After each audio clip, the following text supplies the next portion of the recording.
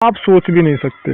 और आने वाले समय में आपको बहुत सारे संयम का पालन करना है। बात समझ रही नहीं समझ रही? आने वाले समय में आपको बहुत सारे संयम का पालन करना है। जैसा मैंने कुछ संयम मैंने आपको बताए थे कि किसी को आशीर्वाद नहीं देना है, किसी को स्पर्श नहीं करना है, दूरी बना के रहिए, और किसी को ना तो बद्दुआ देना है ना तो किसी को आशीर्वाद देना है।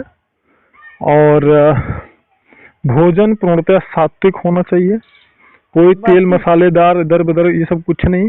बहुत ज्यादा स्वच्छता साफ सफाई का प्रयोग करिए, ठीक है। और प्रयास करिए कि हमारे वाणी से, हमारे विचार से, व्यवहार से किसी व्यक्ति को तकलीफ न पहुंचे, और हमारा कोई भी कार्य जो हो अधर्म युक्त न हो। हाँ जी। और सत्य का ज्यादा से ज्यादा अनुसरण करिए, ठीक है। हाँ जी गुरुजी, एक बात तो ये है, मैं बोलती नहीं हूँ किसी से। मैं किसी से अभी मेरा मन ही नहीं करता किसी से बोलने का। ज्यादा अगर कोई आ भी जाता है तो मेरा ऐसे रहता है, मैं इससे क्या बात करूँ। ज्यादा से ज्यादा मौन रहने का प्रयास करिए। हाँ जी, मैं बोलती नहीं हूँ। और सर्वांग आसन कर पाएंगे आप? वो कौन सा होता है गुरुजी? सर्वांग आसन देखिए, एक तो शीर्षासन जानती हैं? नहीं गुरुजी। शीर्षासन का मतलब सिर के बगल जो खड़ा होया जाता है। एक अच्छा, तो वो नीचे सिर ऊपर पैर। हाँ जी हाँ जी, तो ये तो हो गया शीर्षासन। हाँ, लेकिन आपको मैं बोल रहा हूँ करने के लिए सर्वांगासन। सर्वांगासन में ये होता है कि हमारा सर, हमारा मतलब जो हमारा मतलब पीठ का हिस्सा होता है और जो हमारा हाथ होता है ये सब नीचे रहता है, और केवल हम अपने कह सकते हो आपकी जैसे जो हमारा नाभि चक्र होता है, ठीक है, हृदय चक्र और नाभि चक्र के बीच के हिस्से से लेकर के पूरा बॉडी पीछे का में हमें ऊपर उठाना रहता है कुछ समय के लिए, दीवार के सहारे से। हाँ, चाहे जैसे हाँ जी, कर लूंगी। अगर दीवार का सहारा लेते हो तो भी अच्छा है, और स्वयं अगर करते हो, जैसे पहले तो भाई आदमी को सीखना पड़ता है ना, ऐसे करोगे। आता है गुरुजी मुझे, मैंने योग किया हुआ है। हाँ, तो आता है तो वो करना है आपको, ठीक है ना। और एक होता है भ्रामरी प्राणायाम। भ्रामरी प्राणायाम आप जो है कोई सामना कर नहीं पाएगा, ठीक है। और बहुत सारे सामर्थ्य और सिद्धियां भी आपको प्राप्त होंगी, लेकिन ये ध्यान दीजिएगा कभी भी हमारे अनुमति का उल्लंघन मत करिएगा।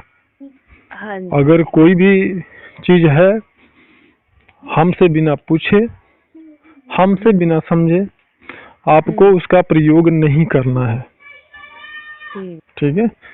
ज्यादा से ज्यादा जो मैंने सावधानियां बताई इसका परहेज करिए। ना तो किसी को आशीर्वाद देना है और ना ही किसी को श्राप देना है। अगर अपनी स्वयं की बच्ची भी आपको प्रणाम करती है तो आप उसको प्रणाम करिए, ठीक है। चाहे वो छोटा हो या बड़ा, अगर कोई प्रणाम कर रहा तो आप उसको प्रणाम, अगर वो कह रहा है प्रणाम तो बोलो प्रणाम, ठीक है। अगर नमस्ते बोल रहा है तो बोलिए नमस्ते। आशीर्वाद मत दीजिएगा, बस आपकी भलाई इसी में है। हाँ जी, ठीक है ना। और किसी को श्राप भी नहीं देना है। बहुत ज्यादा बोलने बिल्कुल मत बोलिएगा, मौन रहने का प्रयास करिए। जहाँ अति अनिवार्य हो बोलना, बहुत ज्यादा अनिवार्य हो बोलना, वहां पे बोलिए, नहीं ज्यादा से ज्यादा एकदम शांत रहिए। कल तो मैं गुस्सा आ गया था मेरे को परसों, तो गुस्से में मैंने बोल दिया, मेरे कपड़े चोरी करके लगी मेरी सास ननद, मेरे पास कपड़े ही नहीं है पहनने के लिए। फिर मैं रोने लगी, मैंने कहा मैंने किसी का सामान नहीं चोरी करती, मेरा सामान क्यों कोई चोरी करते। फिर मैंने उनको बोल दिया, मैंने कहा हाथ गल जाएंगे उनके। हालांकि नहीं बोलना चाहिए था, पर मैं आसन पे बैठी थी, पता नहीं कैसे बोल दिया, मुझे नहीं पता। इतना गुस्सा आता नहीं है मुझे, पर आसन पे बैठी को मुझे गुस्सा आने लग गया। पता नहीं ये सिस्टम मेरे को समझ में नहीं आ रहा। नहीं, और तो बोलने के बाद मैं इतनी पछताई, मैंने कहा क्यों बोली। मैं इनको गालियां निकालने के लिए मना करती हूँ भी किसी को गाली मत निकालो, किसी को कुछ मत बोलो। मैं बस इसीलिए मैंने कहा ना। हाँ जी, अब आप समझ गए ना मेरी बात को। हाँ जी, निश्चिंत रहिए, ठीक है। और जितना कहा है उतना परहेज करिए। ये आपकी बहुत ही समझिए कि संवेदनशील स्थिति चल रही है, जिसको संभाल के चलना बहुत ज्यादा जरूरी, बहुत ज्यादा जरूरी है। बिल्कुल, अगर कुछ भी बात है आप हमसे बिना उसको समझे उसको मत करिए, ठीक है ना? नहीं नहीं करती कुछ। बिल्कुल। आपसे पूछे अगर आप हमारी अनुमति के विरुद्ध कुछ करोगे तो ये समझ लेना कि फिर उससे आपको नुकसान होगा, फायदा नहीं होगा। देख चुकी हूँ ऐसे मैं। बिल्कुल। जो मम्मी मना करती है वो करती हूँ, उसमें नुकसान होता है। हाँ वही मैंने कहा ना वही बात होगी। हाँ भाई, जी। मैं क्या बहुत, मैंने आपसे फिर मैं आपसे बार बार कहता हूँ ना कि मैं आपको अगर कोई जानकारी दे रहा हूँ तो ये बिल्कुल मत सोचिए कि वो जानकारी मैं आपको दे रहा हूँ। ठीक है? माँ आदि शक्ति की प्रेरणा के बिना मैं ना तो कुछ जानता हूँ, ना मेरे पास कोई बुद्धि है, ना ज्ञान है, ना कुछ है। वही मुझे जो बताती है वही मैं आप लोगों को सबको बताता हूँ। मेरा खुद का कोई योग्यता नहीं है। मेरा वजूद, मेरा बुनियाद उन्हीं से है, उन्हीं का अंश मैं भी हूँ। गुरुजी मैं इस बात को अच्छे से समझ सकती हूँ, क्योंकि मुझे दिया हुआ ज्ञान वापस छीन लिया मम्मी ने। मेरे को ऐसे बना दिया जैसे मैं मंदबुद्धि हूँ। हाँ वही मैं कह रहा हूँ ना। ये बात मैं बहुत अच्छे से समझती हूँ। फिर तो इसीलिए तो मैंने बार बार आपको सावधान में क्यों करता हूँ, इसीलिए मैं आपको बार बार सावधान करता हूँ कि भाई देखो, आपके हाथ में परमात्मा ने अगर परमाणु बम दे दिया तो ये अति अनिवार्य है कि सारी सावधानियों का पालन करिए आप। यदि नहीं करेंगे तब क्या होगा? तब तो महाविनाश हो जाएगा ना फिर। हाँ जी, फिर वो परमाणु मेरे ही हाथ में फट जाएगा। वही चीज आपके भी हाथ में फट सकता है। हो सकता है कि नादानी से किसी दूसरे के ऊपर कर दीजिए प्रयोग, तो बहुत सारे लोग जो है मतलब लोगों का सर्वनाश हो जाए। तो ऐसा नहीं करना चाहिए। परमात्मा, देखिए मैंने आपको बार बार कहा है, जो ज्यादा बुद्धिमान होते हैं, ज्यादा इंटेलिजेंट होते हैं, उनको इतनी सारी सामर्थ्य भगवान नहीं देते हैं। आप देख लीजिए अपने आसपास के लोगों में, खुद आपको समझ में आ जाएगा। जो लोग बिल्कुल निश्चल स्वभाव के होते हैं, जिनको बेवकूफ बनाना बहुत आसान होता है, ऐसे लोगों के ही ऊपर प्रभु जो है मेहरबान होते हैं। ऐसे ही लोगों के ऊपर माता आदि शक्ति की कृपा होती है।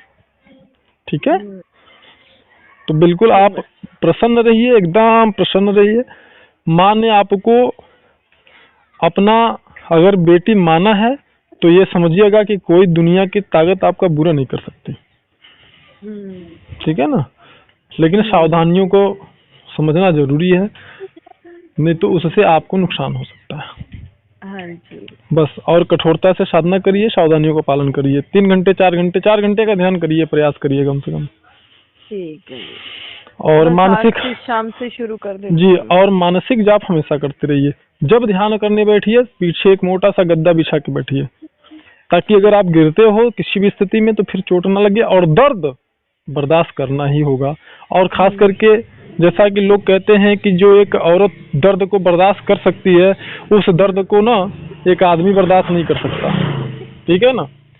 मतलब आदमी में जो दर्द बर्दाश्त करने की क्षमता होती है ना, उसकी कई गुना ज्यादा औरतों में दर्द बर्दाश्त करने की क्षमता होती है, और ये सत्य है।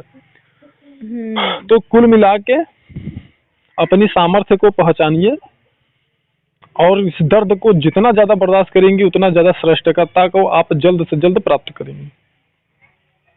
जब बैठिए पीछे एक मोटा सा गद्दा बिछा के बैठिए, और सावधानियों का पालन करिए। और कोई अनुभूति होती है तो मुझे आप समझिए, मैसेज करिए। अगर मुझे लगेगा कॉल करना चाहिए तो मैं आपको कॉल करूंगा। हाँ जी ठीक है, रखें फिर। हाँ जी ठीक है। जय माता दी गुरु जी। जय माता दी।